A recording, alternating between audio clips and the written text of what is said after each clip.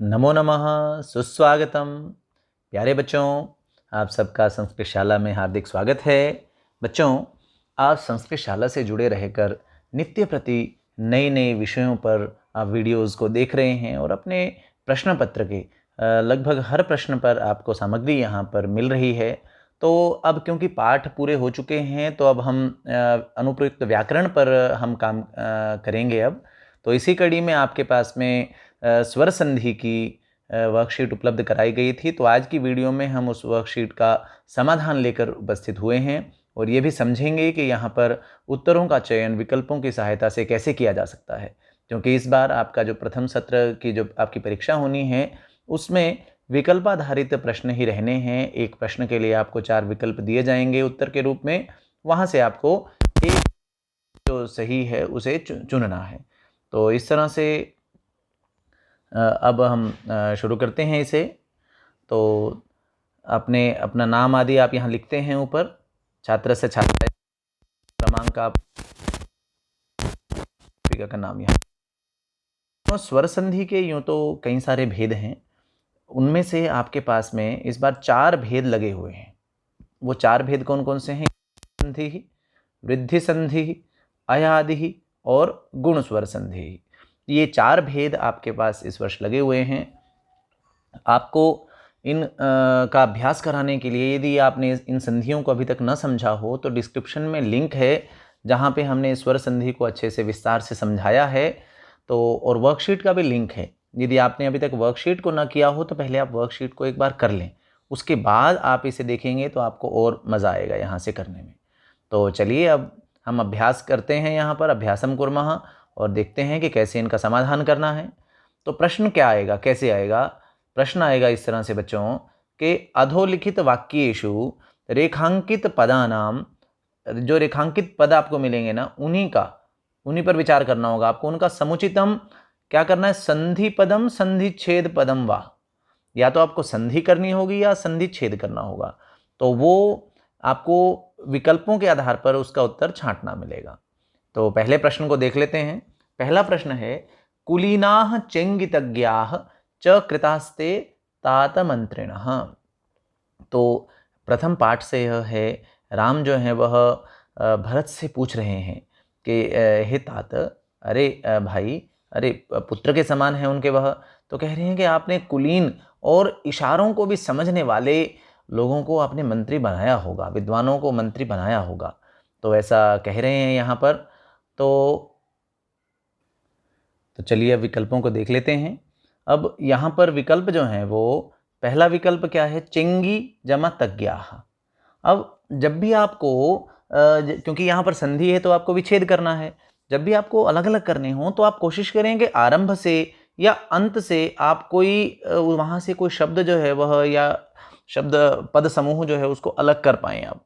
तो यहाँ पर आपको क्या कुछ अनुमान लग पा रहा है कि आरंभ में क्या जुड़ा हुआ है?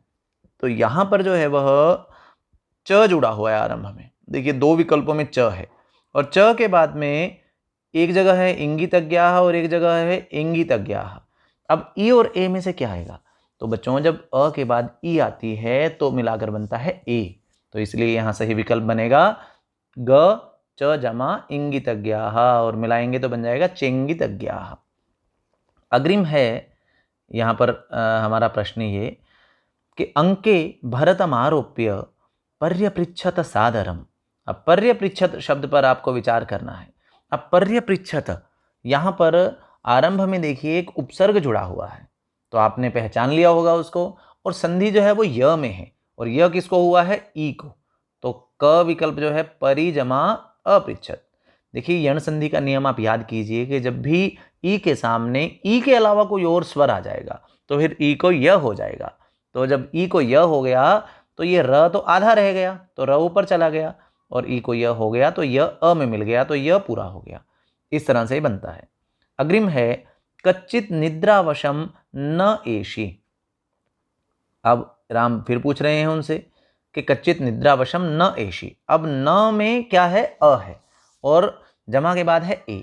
जब भी बच्चों संधि आप करते हैं तो जमा से बिल्कुल पहले वाला वर्ण और जमा के बिल्कुल बाद वाला वर्ण, इन दोनों वर्णों में संधि होती है। तो अ और ए मिलकर क्या बनते हैं बच्चों? अ और ए मिलकर बनते हैं ऐ, तो क्या बन जाएगा नैशी। ये जो हमारा विकल्प है ख नैशी, ये बन जाएगा।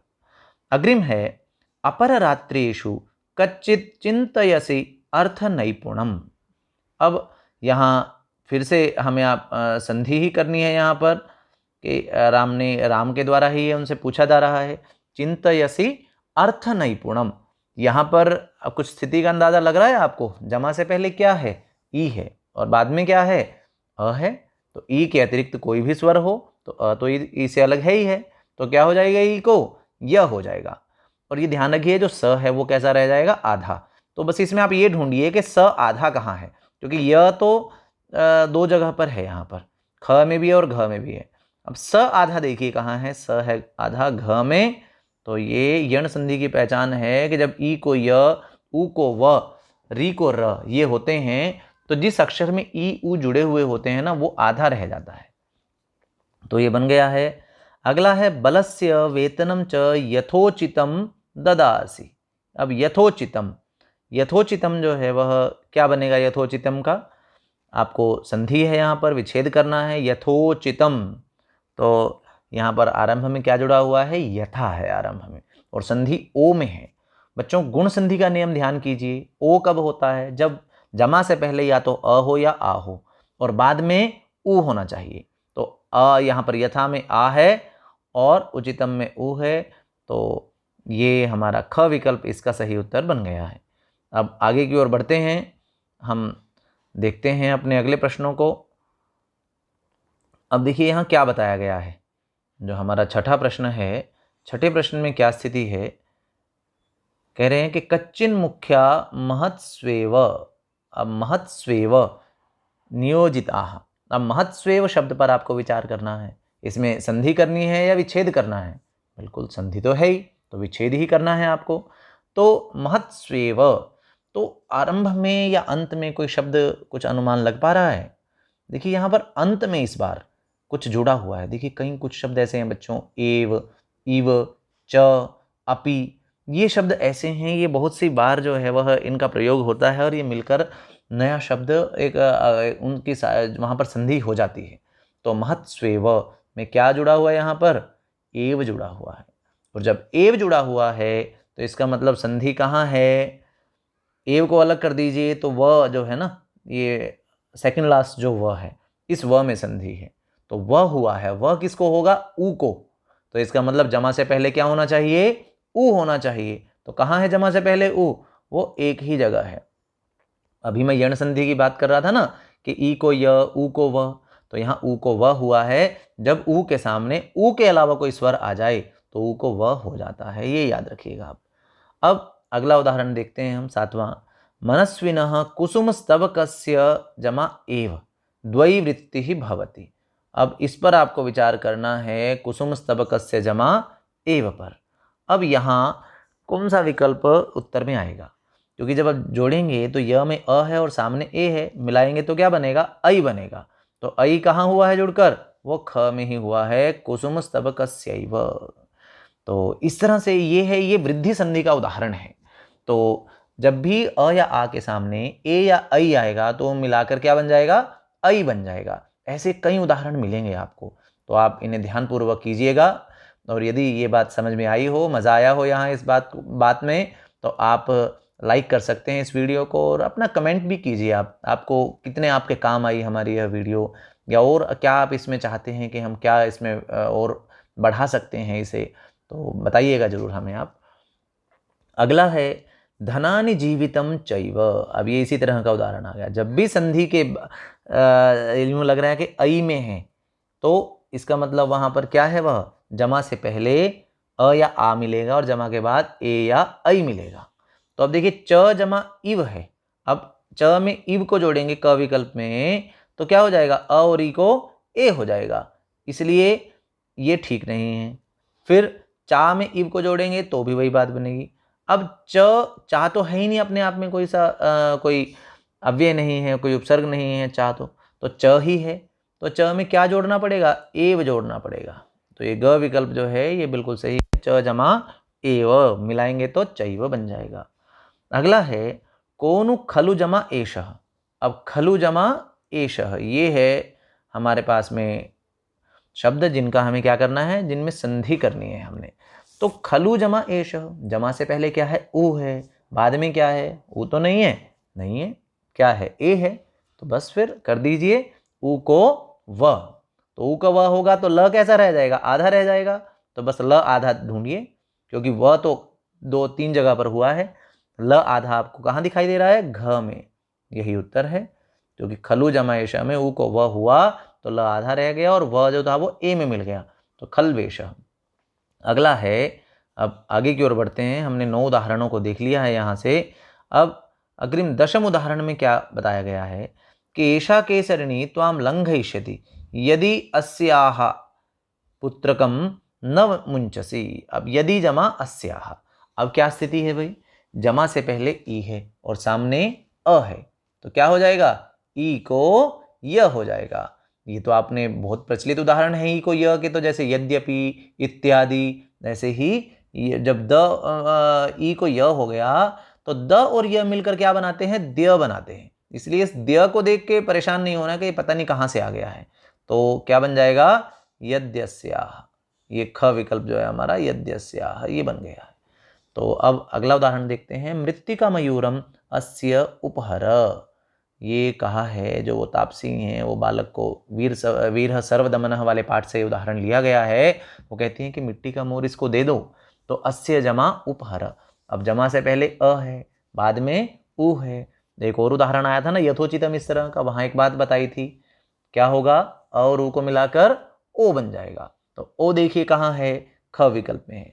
बच्चों ये मैं आपको बिल्कुल सरल तरीके से और नियम पूर्वक भी, आपको नियम की भी याद दिलाते हुए आपको मैं समझा रहा हूँ यहाँ पर, तो इसे ध्यान से सुन लेंगे और समझ लेंगे।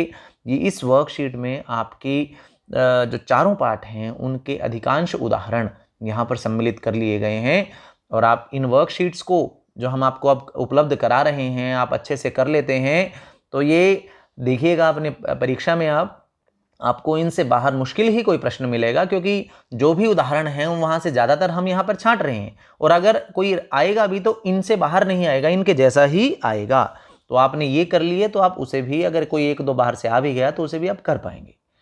तो आगे बढ़ते हैं, गात्रेषु सुखम ममैवम जायते। अब ममैवम यहाँ क्या है, जुड़े हुए हैं शब्द ये, तो ममैवम क्या है यहाँ पर, अब ऐ में संधि है, आरंभ में क्या जुड़ा हुआ है, मम। मम शब्द से तो आप परिचित हैं, मम पिता, मम माता, मम नाम, है ना, तो मम शब्द है, तो मम एक तरफ है और उधर क्या बनेगा, क्योंकि ऐ आया है तो ऐ तो तभी बनेगा जब जमा के दूसरी तरफ ए या ऐ होगा, क्योंकि अगर ई होगा जमा के उस तरफ तो फिर ए बनेगा। ये ध्यान रखिए। तो ए यहाँ पर 2 जगह पर है, मम जमा एवं भी है और मम जमा ऐवम भी है। तो अब ये देखिए यहाँ पर आपको ध्यान रखना पड़ेगा कि एवं होता है, ऐवम नहीं होता है, ऐवम कोई शब्द नहीं है, ऐवम बस बनकर मिलकर बनता है मम ऐवम में जैसे। अगला है, असौ अपि पापः क्रमेण तत्र आगच्छत्। तो असौ अपि यहाँ पर क्या करना है, आपको संधि करनी है, तो क्या बनेगा, असौ जमा अपि। अब देखिए, अब तक जमा से पहले आपने ई को देख लिया, ऊ को देख लिया, आपने अ को देख लिया है। अब पहली बार आपके सामने आया है जमा से पहले औ। अब अयादि संधि को याद करिए। अयादि संधि में क्या कहा गया है कि अगर जमा से पहले औ आ जाए और बाद में कोई भी स्वर आ जाए, चाहे औ ही क्यों ना हो, तो औ को क्या हो जाएगा, आव हो जाएगा। तो जब औ को आव हो गया तो आव का आ तो मिल गया स में, तो बन गया असा। अब असा जो है वह 2 में है यहाँ पर, और आव का जो व है वो व किस में मिलेगा, अ में, तो वह पूरा हो जाएगा। तो विकल्प कौन सा उत्तर बना हमारा, असावपि। असावपि ये बना है, क्योंकि असायपि तो विसर्ग हमारा उत्तर नहीं हो सकता है, यह तो नहीं आएगा, औ को आव होना है। अगला उदाहरण है, अप्रभु अस्म्यात्मनः। तो यहाँ पर यह आपके छठे पाठ में से लिया गया है, शुक शावको दंतः में से, जहाँ पर यह वो शुक शावक जो है कह रहा है, उसकी एक स्थिति, एक समय स्थिति कि वो कहता है कि मैं अब स्वयं का स्वामी नहीं हूँ, अप्रभु अस्म्यात्मनः। तो कैसे आप अलग करेंगे इस शब्द को, अब ये देखिए आप, अब अस्म्यात्मनः में आप ढूंढिए कि संधि है कहाँ। तो संधि है या में, या में य में संधि है। और य किसको होता है, ध्यान कर लीजिए, य होता है ई को। तो ई को यह करना है तो मतलब जमा से पहले ई चाहिएगा, तो वो दो जगह पर है, ख में भी और ग में, दो विकल्पों में है। अब बाद में क्या है, अस में य में क्या जुड़ा हुआ है, आ है, तो इसका मतलब जमा के बाद क्या होगा, आ होगा।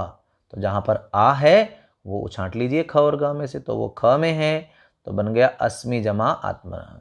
यहाँ ई को य हो गया था और आ में मिलकर वो या बन गया था, और म तो आधा ही रहना था वो, क्योंकि उसमें उसके बाद तो कोई स्वर बचा ही नहीं था कोई, तो अस्म्यात्मनः।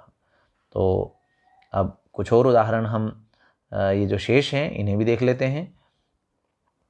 क्या कहा गया है 15वें उदाहरण में, तातम अपगता सोंश्च कृत्वा क्षितावपातयत। अब क्षितावपातयत, अब यहाँ देखें आप, तो अलग अलग करने हैं आपको, विच्छेद करना है।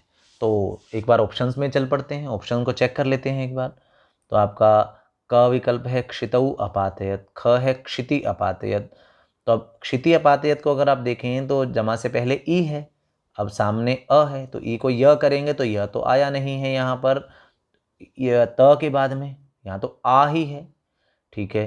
क्षिते जमा अपातयत यहाँ चेक करें तो ए है, ए के बाद प आया है, तो ऐसा तो कोई नियम नहीं पड़ा है कि ए के बाद प आए और संधि हो जाए। फिर क्षतो जमा अपातयत, अब ओ को अव होता है, अगर सामने कोई भी स्वर हो उसी अयादि संधि में ओ को अव होता है, लेकिन यहाँ तो अव नहीं है, अगर अ करेंगे तो फिर क्षितव पातयत बनेगा, तो इसका मतलब ये भी ठीक नहीं है। आप ऐसे चेक कर सकते हैं बच्चों कि कौन से विकल्प को मैं मिलाऊं तो क्या बनेगा। अब क जो विकल्प है उसमें औ है, तो औ को क्या करें, अगर औ को होना है आव, तो त में क्या जुड़ेगा, आ जुड़ेगा, तो त में यहाँ पर भी आ जुड़ा हुआ है, तो ठीक है। और व में क्या जुड़ेगा, अ, तो व में अ जुड़ा हुआ है यहाँ पर, तो इसका मतलब विकल्प क जो है वो बिल्कुल सही है, क्षितावपातयत। तो ऐसे भी आप चेक कर सकते हैं। तो अब अगला है सह अयत्नेन एव पादपमारुह्य शुक शावकान गृहीत। तो अयत्नेन एव, यहाँ पर देखिए क्या स्थिति है, अयत्नेन एव, न में क्या है, अ है, सामने ए है, तो अ और ए को मिलाएंगे तो ऐ बनेगा। तो ऐ कहाँ है, यहाँ पर ऐ जो है वह दो जगह पर है, ग में है और घ में है, तो अयत्नैव लिखा हुआ है ग में, जबकि यहाँ पर यत्नेन, ये न दो है यहाँ पर, यहाँ इन्होंने एक कर दिया इसलिए ये नहीं होगा, तो घ विकल्प हो जाएगा अयत्नेनैव। तो बच्चों इस तरह से आप अपनी संधि के इन उदाहरणों को कर सकते हैं, अच्छे से संधि को समझ सकते हैं और संस्कृत में अपने ज्ञान को आप बढ़ा सकते हैं। तो मिलते हैं ऐसी ही उपयोगी वीडियो के साथ।